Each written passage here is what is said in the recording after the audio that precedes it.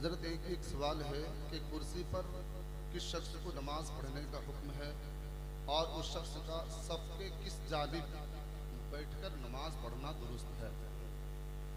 कुर्सी में वो बैठे जो खड़ा होकर नमाज नहीं पढ़ सकता, जो जमीन में बैठकर नमाज नहीं पढ़ सकता। मसलन पैर के घुटनों में तकलीफ है और वो बैठेगा जमीन पे तो बहुत ज्यादा फोल्ड करना पड़ेगा, मोड़ना पड़ेगा, तो जमीन पे बैठ नहीं सकता बंदा। बैठेगा तो पैर फैला के या कोई और चीज में लटका के बैठना पड़ेगा। तो ऐसे में मजबूरन उसे कुर्सी पे बैठने की गुंजाइश दी गई है, रुख्सत दी गई है। कुछ ज्यादा चालाक लोग ये समझते हैं कि ये तो खड़े होने में और बैठने में कोई ज्यादा फर्क नहीं है, चलो आज बैठ के ही पढ़ लेते हैं। ये नॉर्मल बैठना नहीं है।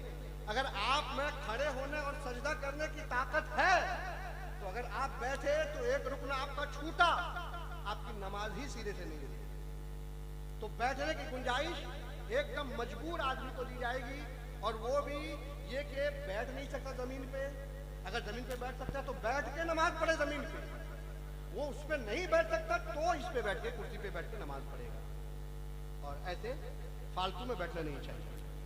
और रही बात सफ में यानी जमात में, मस्जिद में कहाँ बैठे, तो मुनासिब और बेहतर यही है कि जिस वक्त वो मस्जिद में है उस वक्त सारे लोग जब सब मुकम्मल कर लें, जो वाकई मानदा जगह हो उसमें वो अपनी कुर्सी रखे, ताकि बीच में इधर नमाजी नॉर्मल पढ़ रहा है, इधर भी नमाजी नॉर्मल पढ़ रहा है, तो कुर्सी में बैठने से उन दोनों को दिक्कत जरूर होती है।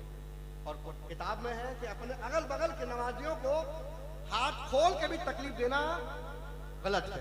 तो आप कुर्सी रख के क्यों करेंगे, मजबूरी है तो रख सकते हैं, कोई दिक्कत की बात नहीं। जी तीसरा हजरत